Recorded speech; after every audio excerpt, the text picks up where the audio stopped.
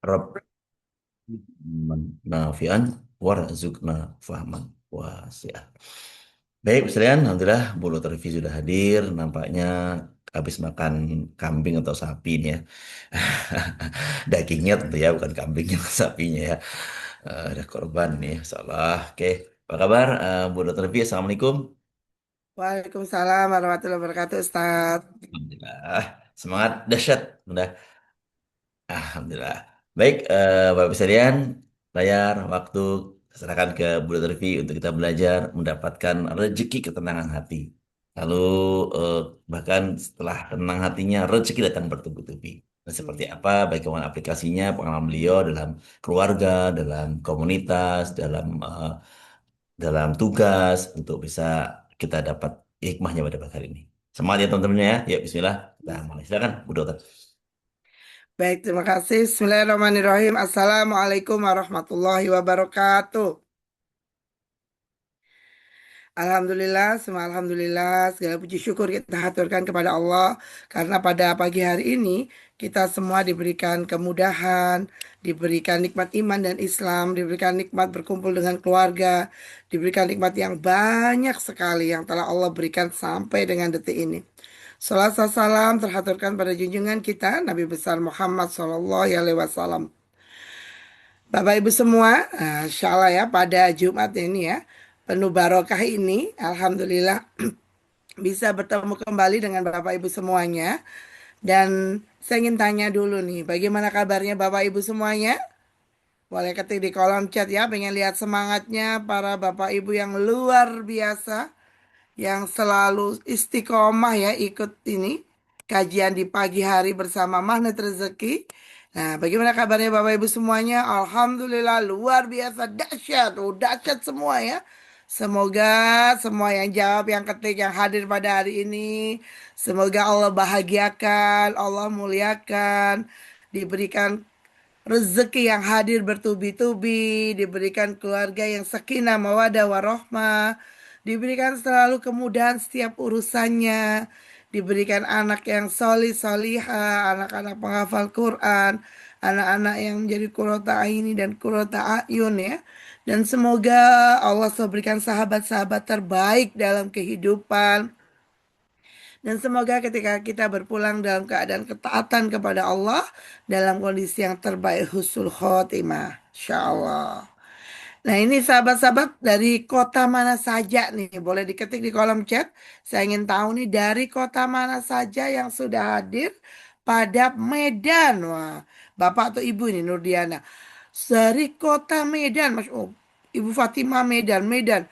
Luar biasa nih, medannya banyak sekali. Bukit Tinggi, Sambas, Kabar, Jombang, wah, Tangerang, Klaten. Masya Allah, ini benar-benar Malang Rezeki telah mengindonesia ya. Ini mengindonesia dengan ilmu Magnet Rezeki.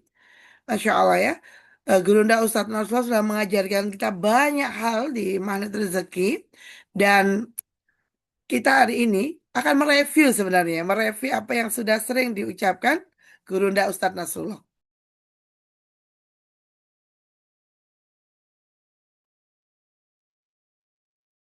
Baik Bapak Ibu, izinkan saya pada pagi hari ini akan menjadi teman seperjalanan Bapak Ibu semua untuk sama-sama kita belajar hati tenang, rezeki datang. Dalam diri seseorang ada segumpal daging ya. Apabila daging itu baik, maka baiklah seluruh tubuh. Apabila buruk, buruklah seluruh tubuh. Dan itu ditandai dengan satu hal yaitu ketenangan. Jadi ketika kita bicara mengenai ketenangan, ternyata itu adalah suatu skill yang perlu dilatih. Kenapa? Karena tidak bisa muncul secara tiba-tiba jika kita tidak memiliki kesadaran untuk melatihnya. Nah, apa sih latar belakang dari materi kita pada pagi hari ini ya? Jadi saat ini banyak sekali orang-orang yang mengalami hal yang tidak nyaman ya seperti stres, kecemasan, overthinking, dan itu ternyata mempengaruhi kesehatan tubuh maupun pikiran. Kalau kita bicara mengenai ilmu saraf, ketenangan hati itu berhubungan dengan kerja otak dan hormon yang ada di dalam tubuh. Sedangkan di dalam Islam, hati yang tenang itu diperoleh dengan mengingat Allah dan mendekatkan diri kepadanya. Karena itu penting memahami bagaimana cara otak bekerja saat hati tenang dan hubungannya ketenangan hati dengan ajaran dalam agama Islam. Ya, jadi ketika belajar mengenai hati tenang, nah ini itu ternyata urusannya banyak nih ya. Di Al-Quran kita, di kitab kita sudah mengajarkan bahwa dengan ketenangan itu nah, banyak akan kemudahan. Tetapi prakteknya untuk tenang itu ternyata ketika mau belajar itu adalah kita sedang membentuk yang namanya habit. Habit itu nanti dipengaruhi banyak hal dan minimal harus dilatih 30 hari tanpa putus. Seandainya di tengah jalan itu tidak nyambung alias putus, maka seperti Pertamina ya, mulai lagi dari nol. Itu membentuk habit. Maka hari ini, pagi ini kita akan bicara mengenai cara kerja otaknya untuk tenang dan bagaimana ya hubungannya dengan Al-Quran ketika seseorang itu tenang. Kalau hatinya tenang ya, kondisinya itu nyaman dan tidak dikuasai rasa sakit, rasa takut ya, maka ciri-ciri hati yang tenang itu pikirannya jernih. Kalau pikirannya jernih itu peluang kelihatan. Kalau pikirannya terburu-buru, kalau orang Jawa bilangnya kemerungsung. Bapak Ibu tahu nggak kemerungsung itu apa tuh? Do you know kemerungsung in Indonesia? Coba ketik di kolom chat. Ada yang tahu nih? Ibu Heni selamat datang. Gak apa-apa kita baru mulai ya Bu Heni dari Kuningan insya Allah. Apa itu kemerungsung? Ah, Bu Zulferiani tahu katanya. Apa itu? Gelisah benar. Gelisah dan tidak tenang. Kemerungsung, gupek. Oh ada bahasa lagi ya. Baru ya. Saya baru tahu nih malah gupek. Ya. What is kemerungsung Indonesia? Nih mohon maaf ya. Bahasa Inggris saya salah paham. Saya salah. Bapak Ibu paham ya? Kemerungsung is gelisah. Benar. Nggak tenang. Ketika seseorang kemerungsung, gelisah, rumsing ya. Nggak tenang. Maka pikirannya itu nggak akan jernih dan peluang di depan mata tuh nggak kelihatan. Makanya kenapa penting banget hati itu tenang. Dan tenang itu sebuah skill yang bisa dilatih dengan kesadaran. Ya bener banget Bu Mariati, gerusa-gerusu is tidak tenang. Keburu-buru, ya, rumsing ya, riweh gitu, seperti itu ya. Jadi ketika tidak tenang, itu tandanya mudah marah. Kalau orang Jawa Timur bilangnya senggol bacok. Disenggol dikit udah meledak-ledak. Gampang sikapnya reaktif. Ngomong dikit aja nih, pasangan, anak dia langsung meledak. Baru gitu. Itu berarti dia nggak tenang tuh hatinya. Kemudian dikerjakan semua serba terburu-buru. Mudah marah.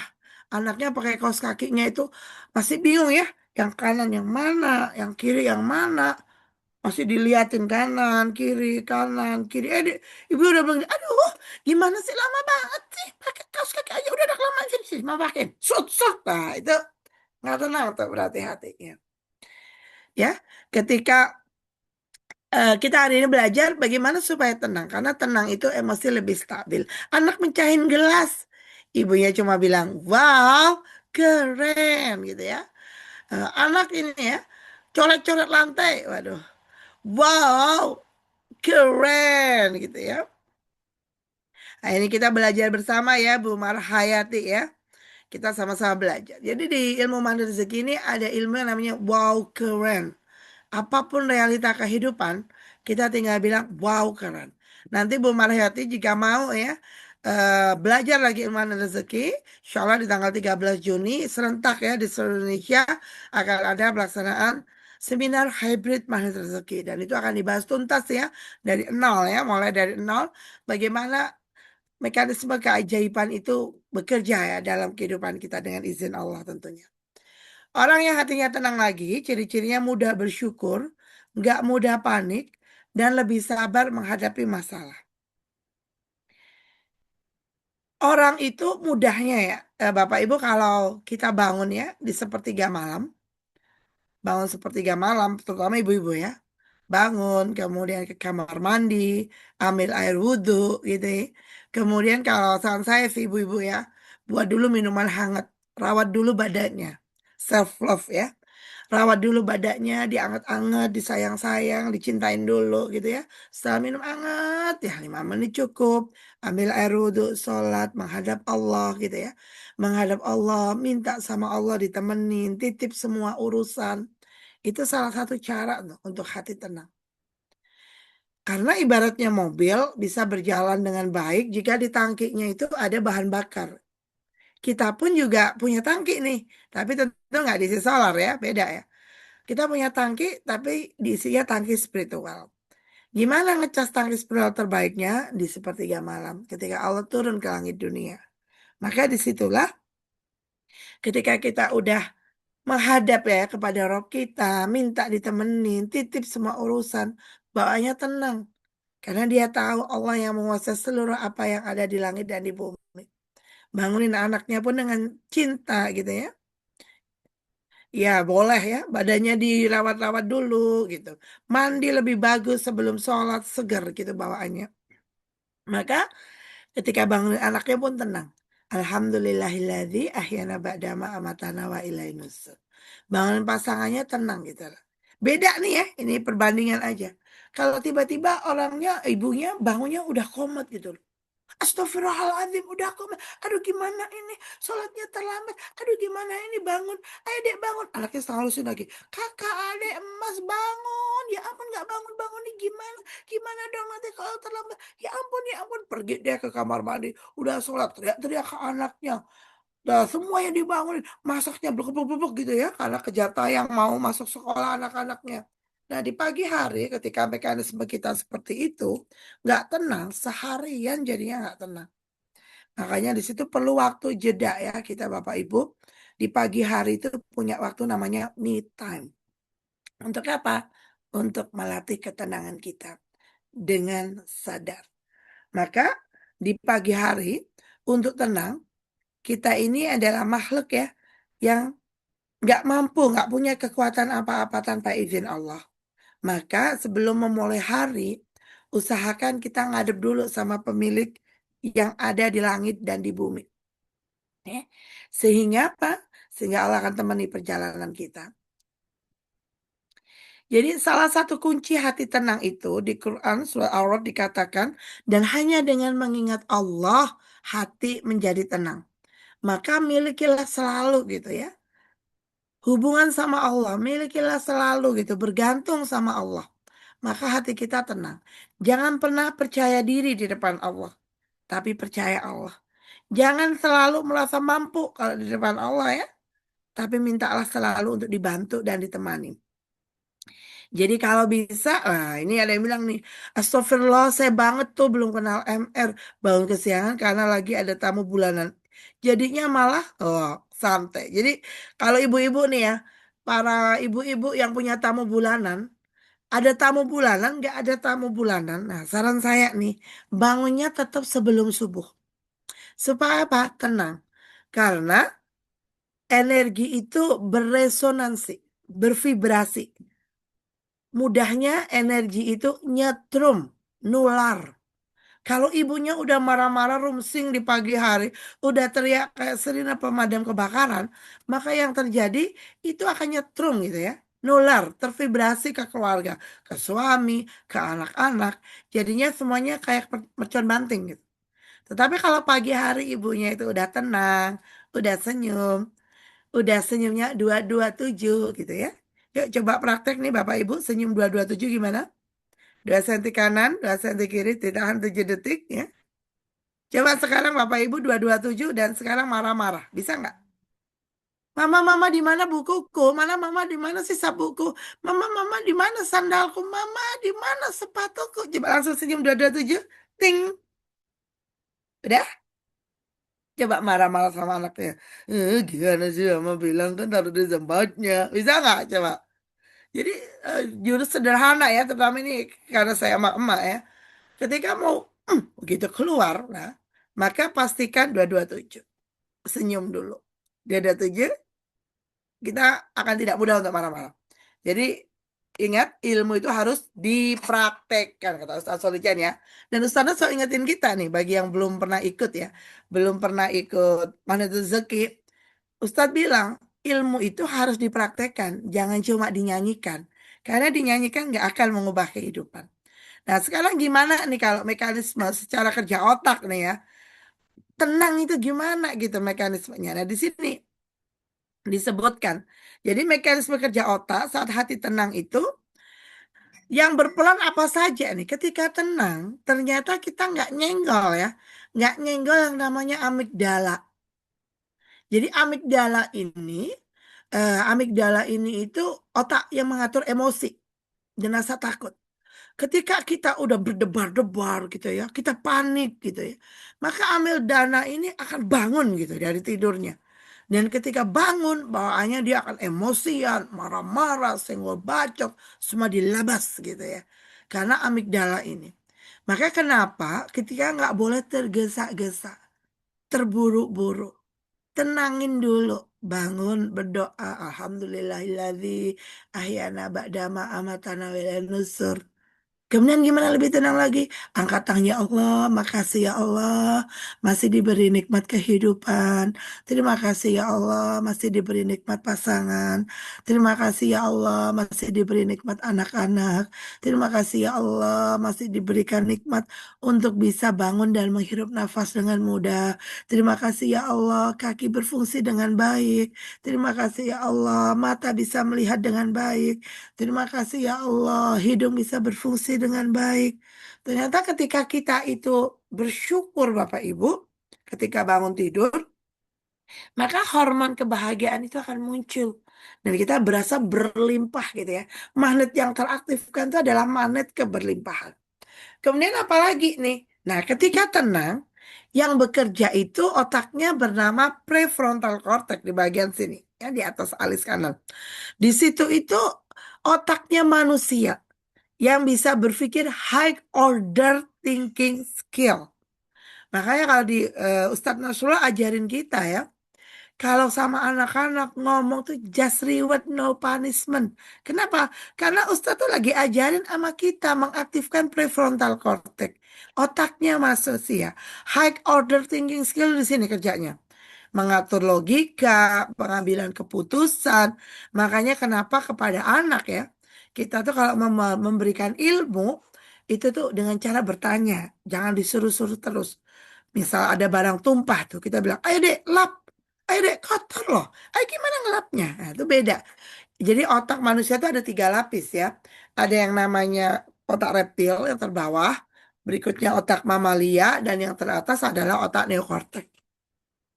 Ketika kita memberikan pertanyaan kepada anak, memberikan pertanyaan ya kepada murid-murid kita misalnya, atau memberikan pertanyaan pada anggota keluarga kita, namanya orang kalau ditanya biasanya gimana dong Bapak Ibu? Apa yang harus dilakukan ketika orang ditanya? Ketika kita ditanya, biasanya dia akan bagaimana?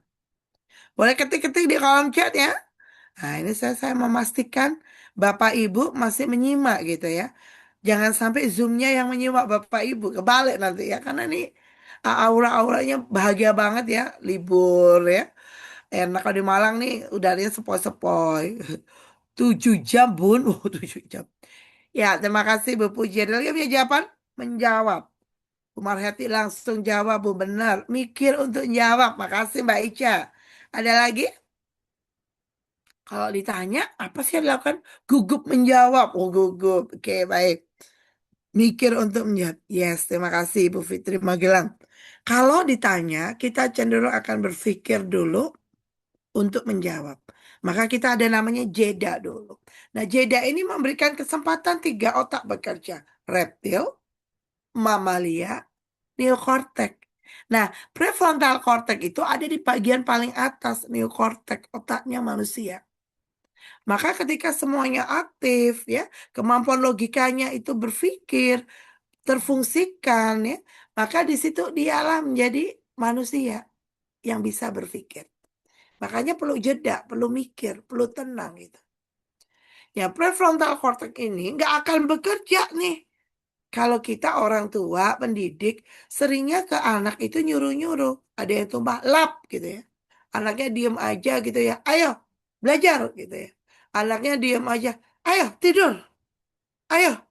dikunci ya, ditutup mulutnya, dikunci, kunci dibuang, nggak boleh ngomong sama sekali kalau ibu nerangin. Nah, gitu. Itu membuat yang aktif itu hanya otak reptil. Otak reptil itu membuat tegang gitu loh, takut. Dan itu hanya dua fungsi ya reptil itu. Dia berlari menghindar atau dia menyerang. Sama seperti fungsi reptil pada hewan. Maka ketika kita memberikan ilmu, itu berikan dengan cara bertanya. Seperti ketika Nabi Ibrahim mencari Tuhannya. Ketika dia melihat bintang, dia bertanya, apakah ini Tuhanku? Kemudian beliau menganalisa sendiri, oh ternyata enggak gitu ya. Ketika pagi bintangnya hilang. Oh mungkin bulan ini Tuhanku katanya. Tapi ternyata hilang juga. Kemudian dia berpikir lagi, oh mungkin matahari Tuhanku. Apakah matahari Tuhanku? Tapi ketika malam ternyata matahari hilang. Maka kemudian Nabi Ibrahim berserah kepada Allah. Jadi ternyata untuk mencari ilmu itu, memberi ilmu pun dengan cara bertanya. Agar otak bagian atas itu menjadi berfungsi. Jadi ketika ada suatu persoalan ya, gelas tumpah gitu. Apa yang dilakukan seorang ibu nih caranya untuk memberikan ilmu ke anaknya? Gimana coba bertanyanya? Coba silakan diketik di kolom chat. Gimana ya? Kita itu bertanya ke anak, hati-hati ya anak. Oke. Jadi kalimat perintah ya, apalagi ini, apalagi ini. Kita belajar bareng ya Bapak Ibu ya. Ketika ada gelas tumpah itu kita mau nyuruh dia tapi nggak nyuruh gitu. Karena kalimatnya dengan kalimat bertanya. Wah, terima kasih banget Bu Fitri Magelang. Apa yang harus dilakukan kalau ada yang tumpah? Nggak apa-apa jatuh, ayo bersihkan. Sebenarnya nggak apa-apa jatuh, ayo bersihkan itu sama-sama nyuruh ya, tapi sopan, baik hati ya. Hati-hati licin, hati-hati gitu ya. Siapa yang ingin membersihkan? Bagaimana bisa membersihkan? Masya Allah. Terima kasih Bapak Ibu. Air tumpah harus diapain ya nak? Ya, ketika ada suatu peristiwa, ada fakta yang terjadi, kita bisa bertanya apa yang sedang terjadi gitu. Bunda kesenggol aku gelasnya. Oh gitu. Jadi ketika ada sesuatu terjadi, kita tanya ke anak kita dulu. Nah itu otak reptilnya jadi tenang. Kenapa? Oh nggak dimarahin. Kalau belum apa-apa udah dimarahin. Gimana sih? Kok bisa tumpah? Gitu ya. Itu otak reptilnya langsung kak, gitu ya. Dan itu nutup otak mamalianya bagian atasnya. Otak mamalia diletak di limbik ya. Dan otak neokorteknya. Tapi ketika ibunya bilang, apa yang terjadi ya? Oh, mama tadi aku ketumpah kesenggol aku. Oh gitu, nggak apa-apa nak. Nah gitu ya.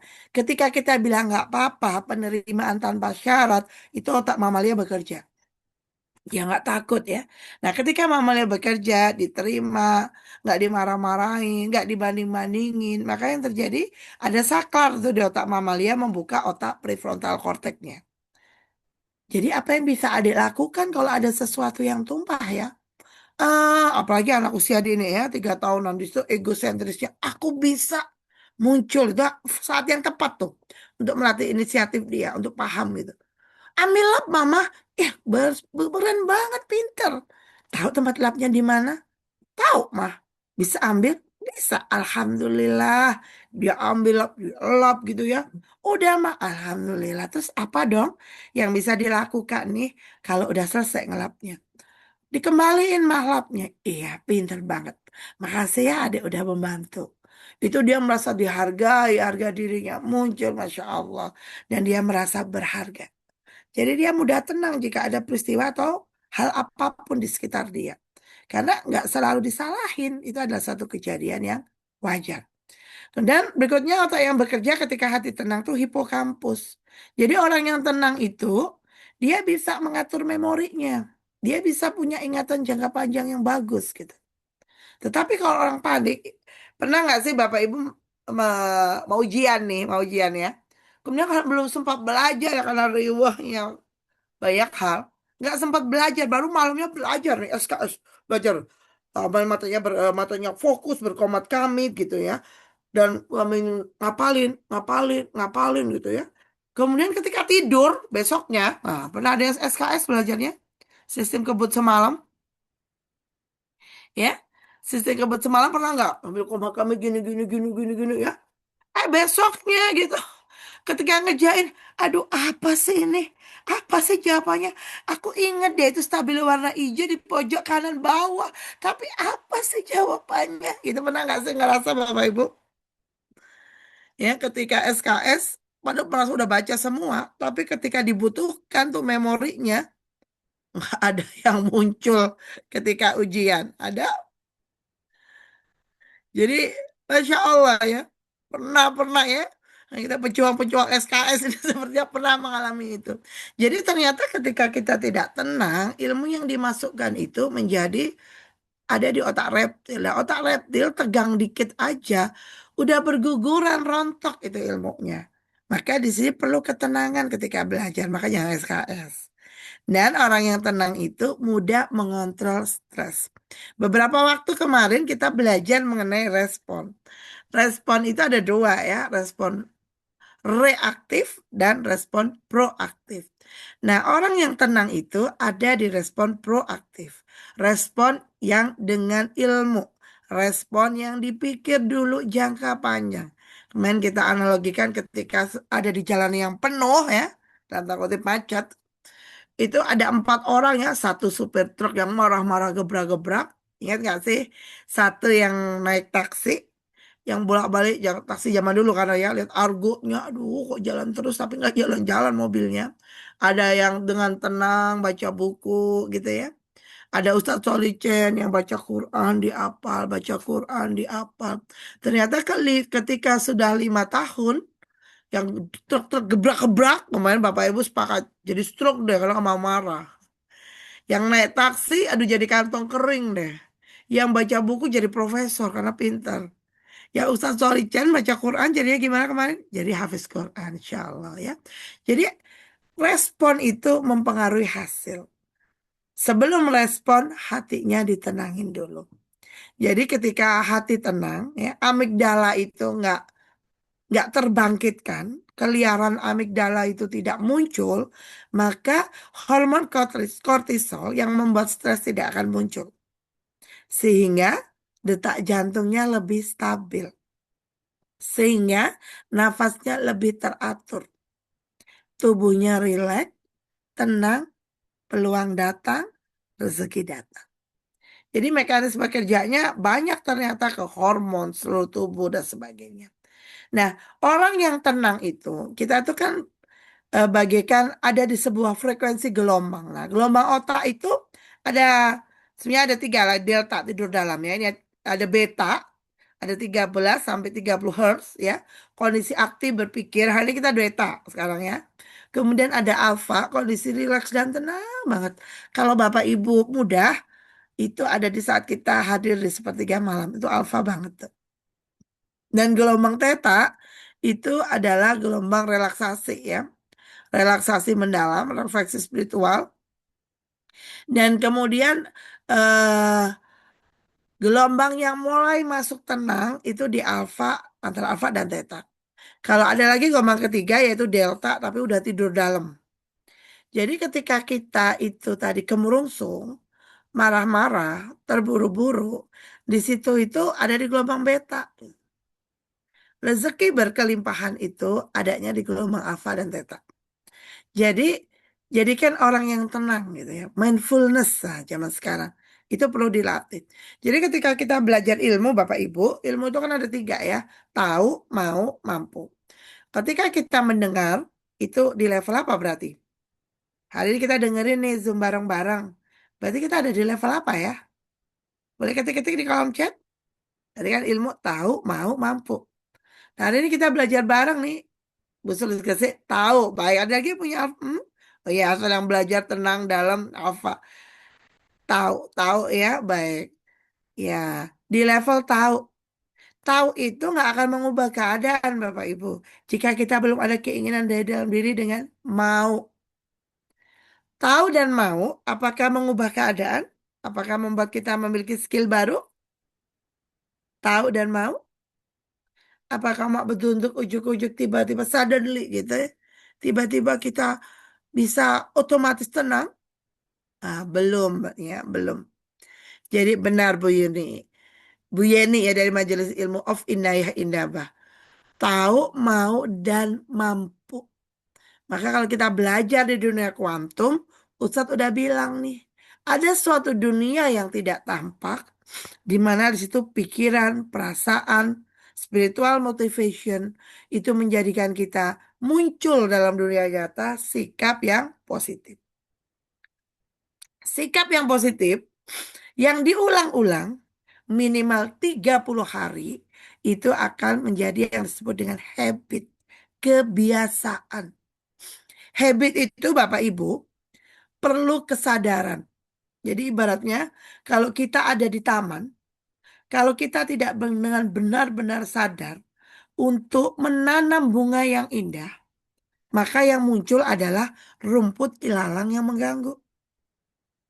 Jika kita tidak dengan sadar benar-benar memasukkan habit positif dalam hidup, maka yang muncul adalah habit negatif. Kok bisa sih dok? Iya, habit itu kebiasaan yang diulang-ulang mengakar mendarah daging dan akhirnya jadi autopilot. Ya, kalau kita misalnya nggak pernah dengan sadar bahwa bangun pagi itu penting, bangun pagi itu sehat, perlu menghadap Allah dulu, perlu minta ditemenin Allah, maka jadinya kita bangunnya siang terus. Bangun siang sehari sekali. Kalau seminggu berarti udah berapa kali ya? Coba, sehari sekali nih bangun siang. Kalau seminggu berarti udah berapa kali? Yes, yes. Oke. Masya Allah, Alhamdulillah Putri Wulandari ya. Alhamdulillah ada izin Allah ya. Semuanya ada 7 kali. Bener banget. Kalau 7 kali ini dikalikan 4 minggu. Berarti jadinya berapa Bapak Ibu? 7 kali bangun siang dikalikan 4 minggu dalam sebulan. Jadinya berapa dong? 28 kali. Bener banget. 28 kali nih. Anggapnya 30 kali deh ya gampang ya. Dikalikan 12 bulan. 30 kali dikalikan 12 bulan. Berapa dong? Ini jadi pelajaran matematika ini Ustaz Solikin kita ya. Nah, kita mau jadi tahu mekanisme kerja otaknya nih. 30 kali ini dikalikan gitu, 12 bulan.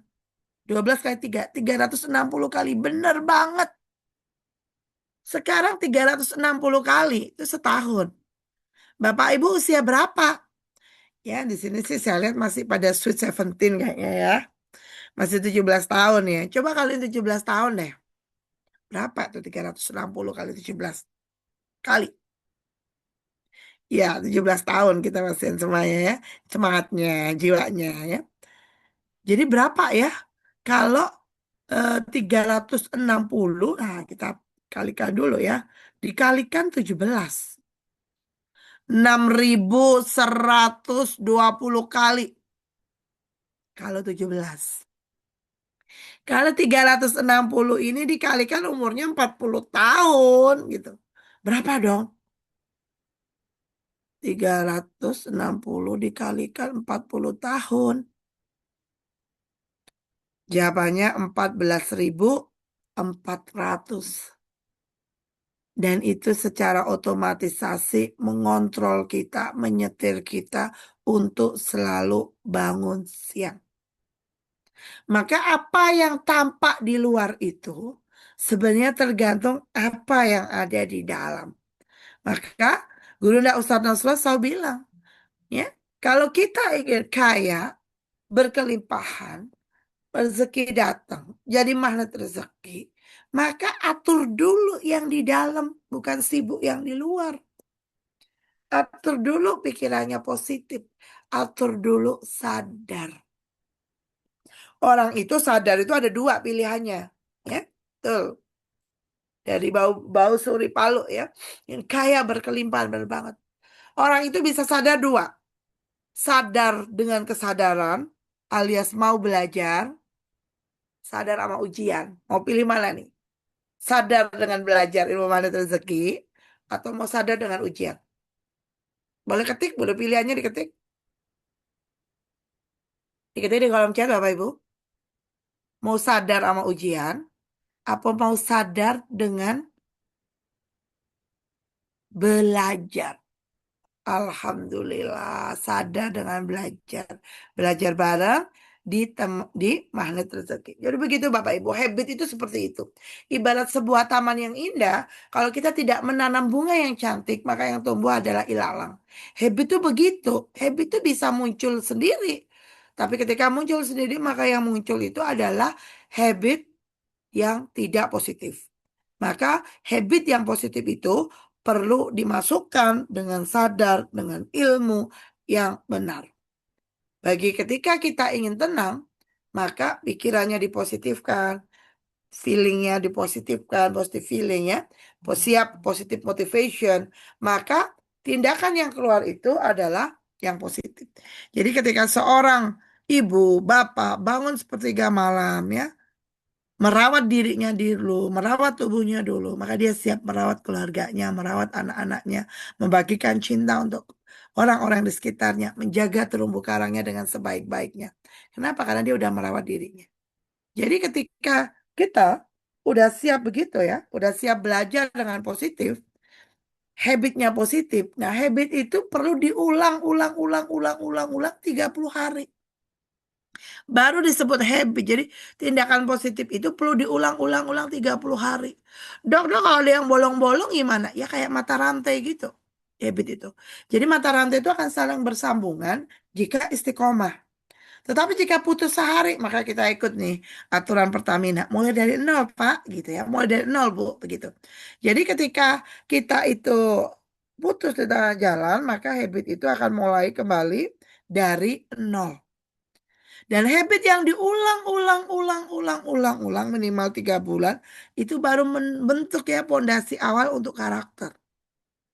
Nah, karakter ini jika dibawa seumur hidup, ya karakter baik, karakter jujur, karakter rendah hati, karakter membahagiakan, memuliakan seumur hidup, maka itulah yang akan membawa nasib, merubah nasib menjadi positif.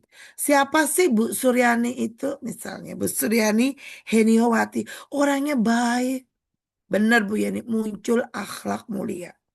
Dan Bapak Ibu kalau kita itu memasukkan habit baru, ingat, memasukkan habit baru itu kita perlu namanya sparing partner. Kita perlu teman seperjalanan.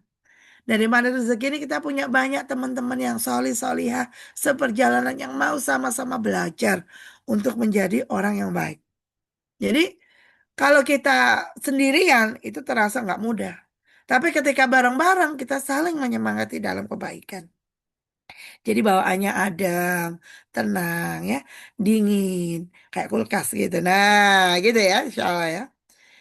Jadi ketika kita bicara ya, cara menenangkan hati ya, dan kerja dengan otak. Di sana bilang ya, jadi ada gelombang listrik dan gelombang elektromagnetik di hati itu. Dan itu cara kerjanya lebih cepat dari otak. Jadi Bapak Ibu misalnya sedang keluar naik motor. Nggak pakai helm karena terburu-buru tadi ya. Tiba-tiba jantungnya deg-deg, deg-deg, deg-deg. Kata Ustadz bisa apakah ini namanya cinta? Bukan. Ternyata nggak enak banget perasaanku. Ternyata di depan ada Pak Polisi. Ayo di mana nih helmnya? Jadi jantung kita tuh memberikan sinyal gitu loh. Udah lebih cepat daripada otak. Otak mesti belum tahu ya meraba-raba apa yang terjadi, apa yang terjadi. Tapi jantung udah kasih isyarat. Dan kalau hatinya sering dedek-dedek terus, nah, itu ya. Otaknya dia nggak tenang. Ingat amigdalanya bangun. Amigdala bangun liar, emosi, senggol bacok, marah-marah. Peluang nggak kelihatan. Orang nggak akan nyaman dong.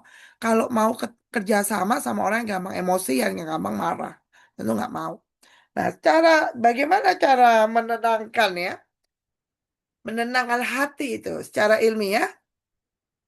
Kalau kita deredak jantung kita, nah, teratapen ya kalau orang Jawa bilang. Benar banget Bu Yeni. Spesial Komunitas MR saling mengingatkan dan memotivasi untuk mempraktekkan ilmu yang dipelajari. Karena ilmu itu harus dipraktekkan. Kalau nggak praktek sama aja bohong ya. Nah, jadi yuk kita praktek. Bapak Ibu, ketika jantung kita berdetak dengan kencang, nah, ya, apa tanda lain dari tubuh kita? Yuk. Semangat praktek, yes. Ketika kita itu tidak tenang, respon tubuh kita biasanya apa? Yuk kita coba kenali. Apa coba?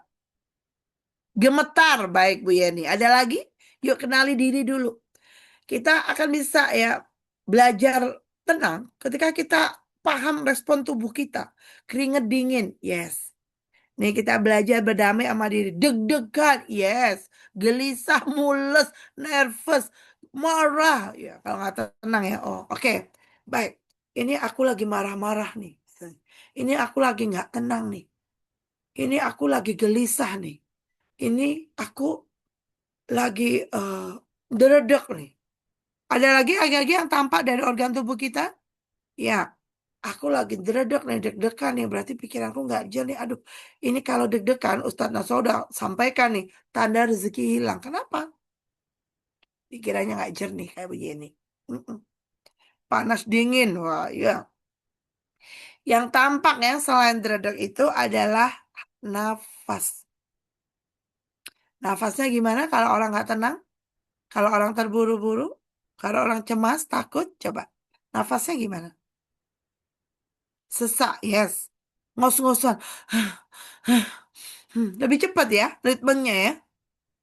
Frekuensi nafasnya lebih cepat. Tersengat-sengat bener. Maka ketika kita udah mulai merasa deredak, mulai marah-marah gitu ya. Mulai senggol bacok, mulai gelisah, gemetar, keringat dingin. Duduk dulu Bu. Tenang. Ya.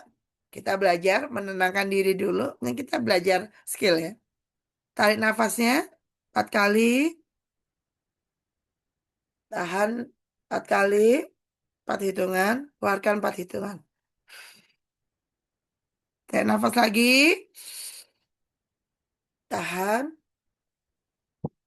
Ya, kita ulangi 3 kali bareng-bareng ya. Tarik nafas lagi. Tahan. Keluarkan. Tarik nafas lagi. Tahan. Keluarkan. Tarik nafas. Tahan. 4 hitungan. Keluarkan 4 hitungan. Gimana rasanya Bapak Ibu? Boleh ngobrol dulu di kolom chat. Ketika kita mengatur plong, nyaman, lega, yes, tenang. Jadi ketika kita terburu-buru, maka kita udah diingetin ya. Kalau Rasulullah tuh nggak boleh terburu-buru. Terburu-buru mah temannya setan. Maka ketika kita udah merasa rumsing, riweuh ya, udah heboh gitu, duduk dulu.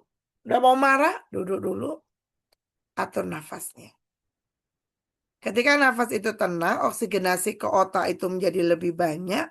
Otak amigdalanya tadi, otak emosinya tadi dijinakkan. Maka dia akan tenang. Bisa punya POV yang berbeda. Ya, bisa lihat punya sudut pandang yang berbeda. Dan alhasil dia bisa mengambil keputusan yang bijak. Caranya gimana supaya tenang, supaya nggak senggol bacok? Tidur cukup 7-8 jam. Maka kenapa kita itu kalau tidur kan diusahakan setelah Isya ya, langsung tidur, jangan begadang. Apalagi kalau Bapak Ibu tidurnya di atas jam 11, itu sistem imun tubuh sedang dibentuk jam 11. Maka kita mudah rentan, mudah nggak sehat. Kenapa? Karena hepar sedang bekerja membentuk sistem tubuh. Tapi kita bangun tidurnya jam 12, jam 1. Gitu. Jadi tubuh gampang rentan gitu. Mengurangi stres. Caranya dengan apa? Membuat rencana sebelum tidur. Besok mau ngapain aja. Barang siapa yang gagal berencana, dia sedang merencanakan kegagalan. Belum mudah tidur cepat. Caranya belum biar mudah tidur, Bapak Ibu, kita berinteraksi sama yang namanya gadget itu minimal 3 jam sebelum tidur. Off. Kenapa? Karena ketika sinar ini terus menatap di wajah, ya, hormon melatonin jadi nggak keluar, jadi kita nggak ngantuk-ngantuk gitu loh. Tidurnya jam 10, bangunnya jam 12.30. Usahain ditambah deh Bu ya. Ditambah. Kalau nggak ditarik tidurnya lebih cepat jam 9 gitu ya. Tapi memang orang-orang yang sudah lebih senior biasanya tidurnya sedikit. Tapi usahakan kita bisa minimal 6 ya, 6-7 jam lah untuk tidur. Ya, sebaiknya ditambah. Atau siangnya mungkin ditambah sejam gitu ya. Untuk menambah kualitas tidur. Karena berolahraga ringan, semakin banyak olahraga, maka oksigenasi ke otak semakin banyak. Kalau secara spiritual, ingat, kita makhluk energi. Energi itu bisa masuk ya dengan baik ketika kita mengingat Allah, berzikir, berdoa, baca Al-Quran, sholat khusyuk, bersyukur, dan tawakal. Maka kenapa wajib ya? Harusun wajibun khususon ya. Harus bangun di sepertiga malam. Minta apa? Minta ditemani Allah. Ya. Ketika kita itu merasa, ya ampun dong, gimana ya dong hidup saya itu, kayaknya saya itu orang termalang nomor 2 di dunia ya. Ibu hidup tinggal di kota Malang kayak saya. Bukan dong, maksudnya saya tuh paling nggak muda hidupnya nomor 2 di dunia. Kenapa nomor 2? Ya nomor 1 udah ada dok, HAM dan ATT gitu ya. Gitu. Nah, eh, ingat ya bahwa Allah itu nggak akan membebani seseorang ya di luar kesanggupannya. Ya, la yukalifullahu nafsan illa wus'aha. Allah nggak membebani gitu. Allah udah takar ya, udah takar kemampuan kita seberapa ya. Nah, Allah yang ciptain kita, spek kita tuh mampunya hadapin ujian yang kayak apa Allah udah tahu. Jadi sebenarnya Allah tuh sedang nggak menguji kemampuan kita, tapi Allah itu ingin melihat kemauan kita untuk taat. Jadi ketika apapun yang terjadi hari ini, Bapak Ibu, yuk kuatin taatnya, kuatin bangunnya, minta ditolong Allah, minta ditemenin Allah gitu lah. Dan ketika kita yakin ya bahwa Allah itu pemilik seluruh ada yang di langit dan di bumi, hatinya tenang. Kenapa? Allah nggak mungkin zolim. Allah nggak mungkin ingkar janji. Allah itu bijaksana. Allah nggak pernah skala skenario. Allah nggak pernah berikan yang nggak baik. Pasti yang terbaik. Maka hatinya tenang ketika dia punya keyakinan itu. Ya. Jadi ketika kita itu sudah paham konsep ini bahwa Allah itu nggak membebani seseorang di luar kesanggupannya, maka hatinya tenang. Kayaknya nggak mudah banget bilang sama Allah, ya Allah, saya terima ya Allah, temenin ya Allah. Kita kemarin sempat rilis ya, dok gimana sih dok? Saya kok gini gini gini gini. Coba ibu nengok tuh, kapan-kapan kita bahas ya lebih dalam mengenai inner child. Tengok masa kecil seseorang itu mempengaruhi banget dia di usia dewasa. Ada ya tipe orang tuh yang, dok gimana sih dok, saya nggak bisa ngatur keuangan dok. Setiap ada uang di dompet habis, setiap ada uang di dompet habis, setiap ada uang di dompet habis. Ternyata ketika ditengok masa kecil, anak ini sering disalahin, dihina gitu ya, dibully lah. Eh, jadi siapa punishment aja, no reward gitu. Jadi dia merasa nggak berharga gitu. Ketika dia pegang uang banyak, karena dia merasa dirinya nggak berharga di bawah sadarnya, maka dia merasa nggak pantas ada uang banyak di dompetnya, maka selalu dikeluarin bersih dompetnya supaya nggak punya uang. Nah itu ternyata perlu gitu kita berdamai ya dengan diri kita kalau ada hal seperti itu. Kemudian juga dikatakan, maka sesungguhnya beserta kesulitan itu ada kemudahan. Sesungguhnya beserta kesulitan itu ada kemudahan. Ini lihat nih, kesulitannya satu, kemudahannya banyak. Jadi ketika kita udah paham, Allah tuh udah janji, setiap ada kesulitan ada kemudahan. Ada kesulitan ada kemudahan. Maka hatinya tenang, ya Allah, aku adalah hambamu ya Rob. Aku tidak mampu tanpa pertolonganmu ya Allah. Maka temanilah hamba, sayangilah hamba, bantulah hamba, tolong ya Rob. Jadi dia menggantungkan semuanya itu kepada Allah. Ya. Nah, dikatakan juga ya di Al-Tolak ayat 2 sampai 3, maka barang siapa yang bertakwa kepada Allah, niscaya dia akan mengadakan baginya jalan keluar dan memberinya rezeki dari arah yang tidak disangka-sangka, rezeki min haitsu la yahtasib. Dan barang siapa yang bertawakal kepada Allah, niscaya Allah akan mencukupkan keperluannya. Sesungguhnya Allah melaksanakan urusan yang dikehendakinya. Sesungguhnya Allah telah mengadakan ketentuan bagi tiap-tiap sesuatu. Maka di sini pentingnya tadi ya di dunia kuantum kita itu mempositifkan pikiran, berbaik sangka kepada Allah, berbaik sangka kepada Allah, tetap berbuat yang terbaik pada sekitarnya, terumbu karang, ya, melakukan kegiatan-kegiatan yang positif dan terus berbuat baik gitu, dan diulang-ulang terus jadi habit, habit jadi karakter, karakter mengubah nasib. Jadi orang yang bertawakal ya pada Allah itu ditandai ya ketika keluar rumah dia doanya apa? Bismillahirrahmanirrahim. La haula wala quwata illa billah. Berserah pada Allah. Tugas dia ikhtiar, bukan mendikte hasil. Kenapa overthinking? Ya, karena dia mendikte hasil. Di dunia ini ada dua ya Bapak Ibu ya. Ada yang di luar kendali, ada yang di dalam kendali. Hari ini hujan deras. Kira-kira menurut Bapak Ibu itu di dalam kendali atau di luar kendali? Boleh ketik dulu ya. Hujan deras banget.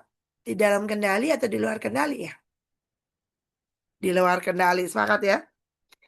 Ada lagi yang punya pendapat lain mungkin? Apakah di dalam kendali kita? Kita bilang hujan gitu. Di luar kendali. Yes, di luar kendali. Apa yang dalam kendali kita?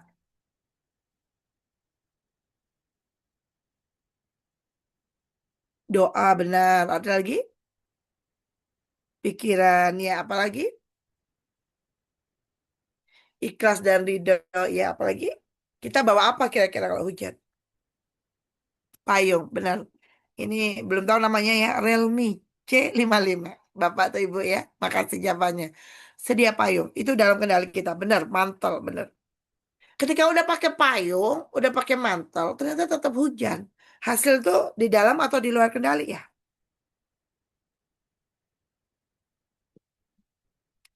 Hasil itu di dalam atau di luar kendali?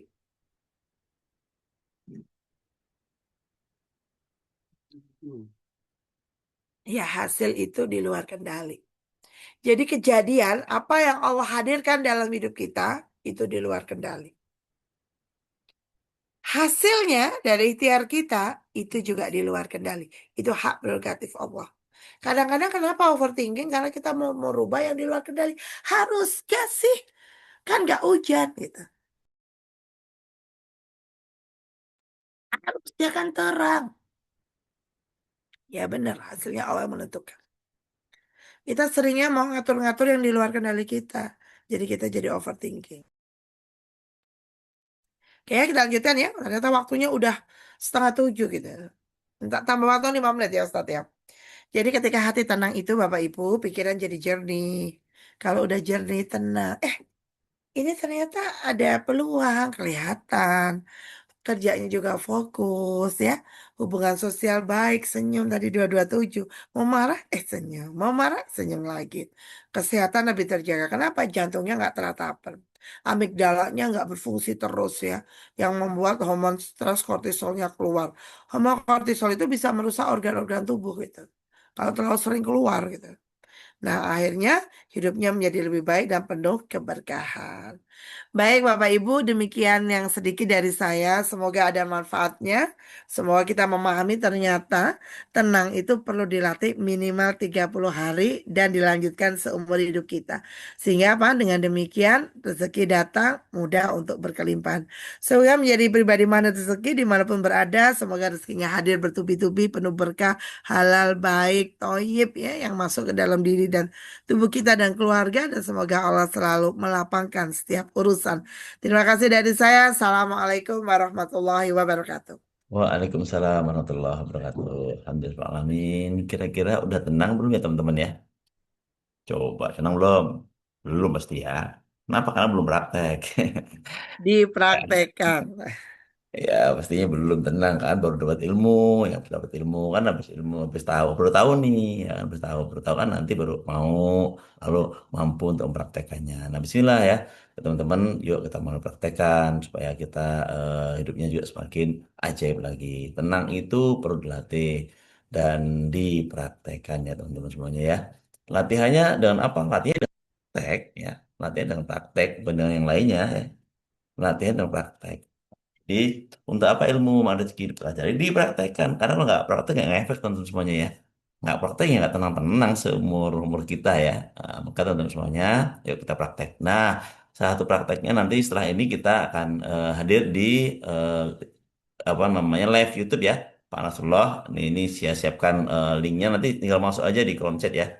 Ini udah saya siapkan. Sebentar, maaf, kok nggak muncul ya. Sebentar, nanti kita siapkan link YouTube-nya teman-teman ya. Eh, kenapa nih? Oke.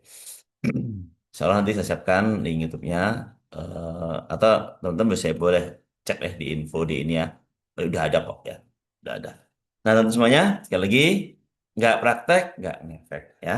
Seolah ketenangan itu bisa diupayakan. Ya kalau kita nggak mau berupaya, nggak mau belajar, nggak mau praktek, ya kapan mau tenangnya gitu ya. Akhirnya gemerungsung terus ya. Senggol bacok kalau kata orang-orang ya. Kalau kata orang Lampung apa nih?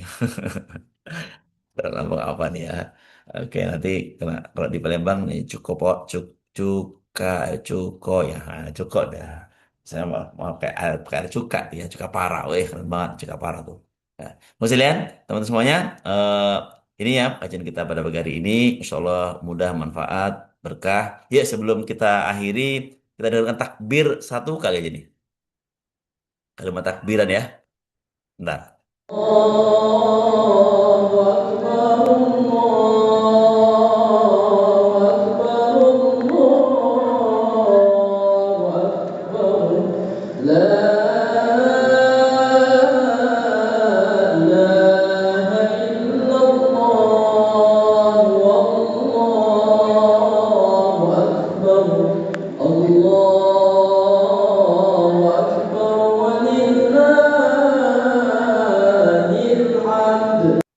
Ini takbir serekam di Palembang waktu itu.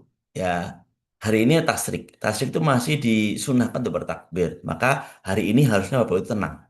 Jadi dari Idul Adha 10, 11, 12, 13 saatnya kita melatih ketenangan kita. Karena di sini kita disunahkan takbir, disunahkan untuk berzikir, disunahkan untuk beramal kebaikan. Untuk apa? Untuk yang praktek tadi, praktek mendapat ketenangan melalui secara spiritual. Ya, secara ilmiahnya dipraktekkan, dan spiritualnya praktekkan. Hari ini banyak-banyak takbir misalnya. Takbir sambil masak, sambil apapun, takbir Allahu Akbar. Itu akan menenangkan hati kita, misalnya ya. Oke, teman-teman semuanya, siap ya, semangat, dahsyat. Oke, baik teman-teman semuanya, kalau ada yang mau ditanyakan, masih ada waktu nih berapa menit sambil menunggu Pak Anas nanti mulai live, silakan boleh ya.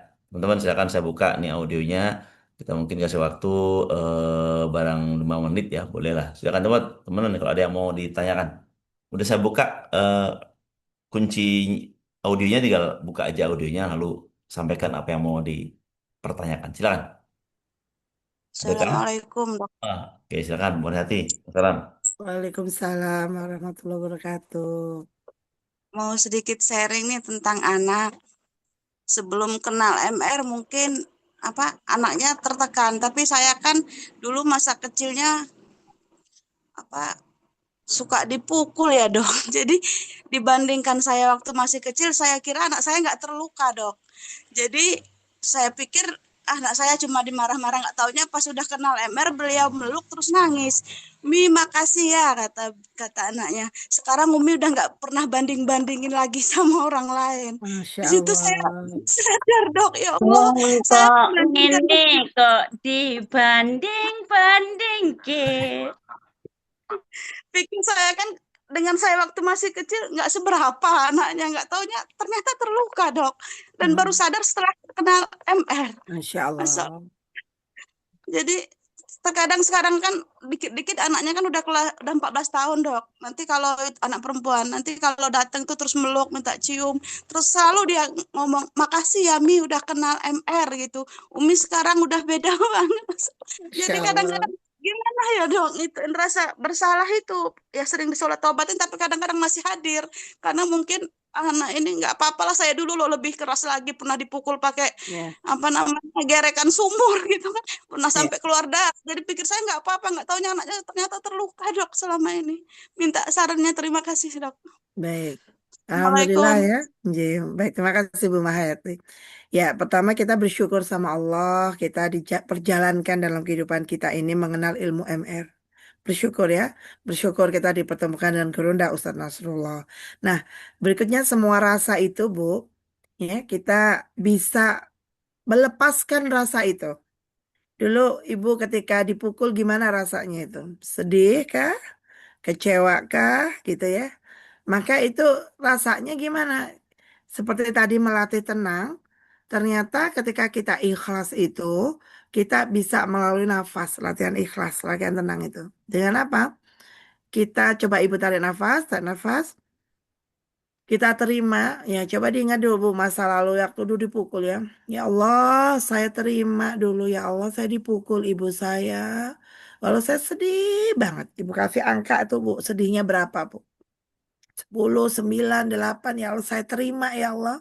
Rasain dulu Bu, ditahan nafas, pesan dulu, lepaskan, dan saya lepaskan semuanya.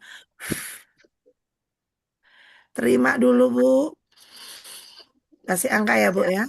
Berapa? 10 tuh sangat sedih, 0 nggak sedih, 5 tengah-tengah.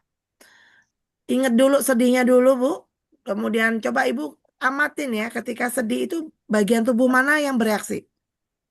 Coba tutup mata dulu. Ketika ingat peristiwa itu, ketika sama ibu dipukul atau sama siapapun ya, bagian tubuh mana yang bereaksi ibu? Boleh disebutin?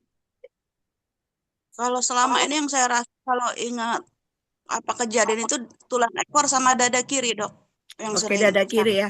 Sekarang coba ya kita lepasin ya. Jadi tarik nafas, terima, tarik nafas itu. Ditahan, dirasakan sedihnya. Ya, zaman dulu, kemudian kita lepaskan dengan beristighfar. Astagfirullahaladzim. Ya. Kemudian Bu, rasa sakit yang di dada kiri Ibu coba kayak mencabut ya, mencabut akar rasa sedih itu dari tubuh. Set gitu. Karena lilin otot itu punya memori. Dan memori itu kayak tadi ya, kalau sehari kita bangun siang 7 kali, 1 kali, seminggu 7 kali, sebulan 30 kali, setahun 365 kali, 10 tahun 3650 kali. Jadi kita tuh maksudnya nggak mukul. Tiba-tiba otomatis tangan udah mukul. Karena myelin otot kita udah nyimpan memori itu, saya di otak. Jadi coba tarik nafas dulu, Bu Marhayati, tarik nafas. Terima rasa sedihnya ya Allah, saya terima ya Allah. Saya ridha ya Allah. Sekarang tarik Bu dari dada kiri dan tulang ekor. Seperti gerakan mencabut ya, mencabut ketela gitu. Tarik, buang dari tubuh Anda rasa sedihnya, buang rasa marahnya, buang rasa kecewanya. Sambil menghembuskan nafas. Tarik nafas lagi. Rasain rasa sedihnya, buang semua. Kalau dari tulang ekor ada, coba tarik gerakan dari tulang ekor ditarik keluar, Bu. Coba lakukan beberapa kali gerakannya, Bu. Dipraktekin. Dan nafas, ditarik rasa sedihnya, ditarik rasa marahnya, dibuang, keluarkan, hembuskan. Tarik lagi, hembuskan. Istighfar ya, istighfar dan ucapkan Alhamdulillahirabbil alamin. Kenapa sih banyak orang itu terkena mental illness hari ini? Karena adanya rasa tidak terima. Tapi ketika hari ini kita udah terima semua rasa itu, kita cabut semua rasa itu dan kita keluarkan nafas. Katakan, ya Allah saya maafkan semuanya. Ya Allah saya ridho, saya ikhlas ya Allah. Saya maafkan semuanya karena saya masih membutuhkan maafmu ya Rob. Ya. Coba gimana rasanya Bu kalau tadi 10 sekarang berapa? Kira-kira skornya kalau ingat waktu dipukul. Udah plong, Dok. Alhamdulillah. Nanti di list ya Bu, semua rasa sakitnya ya di list satu-satu, dicabutin satu-satu, minta ditolong Allah. Insya Allah Ya, nanti Dok. sama anak itu lebih enteng. Kemudian peluk anaknya Bu, peluk. Bilang sama anak, maaf ya nak, dulu ibu belum tahu ilmunya. Temenin ibu ya, kita belajar bareng-bareng. Ingetin ibu ya kalau ibu marah-marah. Ya Bu ya, insya Allah semua Ya, Dok. kita dikumpulkan Allah di surga. Semoga dimudahkan Bu Marayati. Ya, Dok. Terima kasih. Assalamualaikum. Baik, teman-teman semuanya, rasanya satu pertanyaan tadi mewakili semuanya ya, karena kita punya rasa itu dan rasa itu ternyata bisa dihilangkan atas pertolongan Allah biiznillah dengan upaya kita ya, upaya kita tadi cukup sederhana kok, tarik napas aja, lalu diingat memori masa lalu yang nggak baik itu buang, lepaskan RFF ya kalau ilmu MR-nya ya. Oke, teman semuanya, Pak Nasrullah sudah mulai live dari tadi ya, dan insya Allah kita akan bersamai beliau, ambil energi beliau, dan kita support beliau dengan sebaik-baiknya, sambil kita juga menuntaskan kajian subuh pagi hari ini, dilanjut dengan Al-Kahfi. Ngaji Emerbok, lanjut Al-Kahfi. Insya Allah mengisi hari tasrik ini dengan penuh kebahagiaan. Baik, terima kasih. Jazakumullah khairan kasir, Bunda Bu Dokter Vivi, ya Bunda Vivi, juga Bunda Murhatin, semua yang hadir, Bapak sekalian. Yuk sama-sama kita tutup dengan membaca doa kafaratul majelis. Subhanakallahumma bihamdihi, subhanakallahumma bihamdika, asyhadu alla ilaha illa Alhamdulillah, astagfirullah. anta. Udah jadi. Barakallahu fikum. Kalian bisa ambil di eh, di ini ya, di saluran ya. Insya Allah ada di Siap. manfaatkan sebaik-baiknya, jadi peringat, nanti boleh di-share. Terima Oke, kasih, terima kasih. Ustaz. Mohon maaf atas segala hilap. Saya Assalamualaikum. cukup. Saya kasih Ustaz Assalamualaikum Solicen, warahmatullahi makasih Dokter wabarakatuh. Pipi. Makasih Dokter Pipi, makasih Dokter Solisen. Ya, warahmatullahi. Ya, itu dengan salat Nabi. Allahumma sholli ala Muhammad. Wassalamualaikum Allahumma sholli ala warahmatullahi Muhammad wa ala ali sayyidina Muhammad. Muhammad. Oke, silakan di kolom chat udah ada link YouTube-nya. Klik link YouTube-nya akan masuk ke YouTube-nya Pak Nasrullah. Terima kasih ya, dari saya cukup. Oke, kita ketemu lagi esok di hari Sabtu insya Allah. Ya, oke lanjut. Makasih ilmunya Bunda Allah, praktek ya, Dewi, praktek. Pak Ustaz, Ustaz Ustaz, semua yang ada di sini. Ya, izin ya, end meeting for all untuk kita Semoga semuanya. semuanya Lanjut ke apa dan Al-Kahfi batin. berjamaah.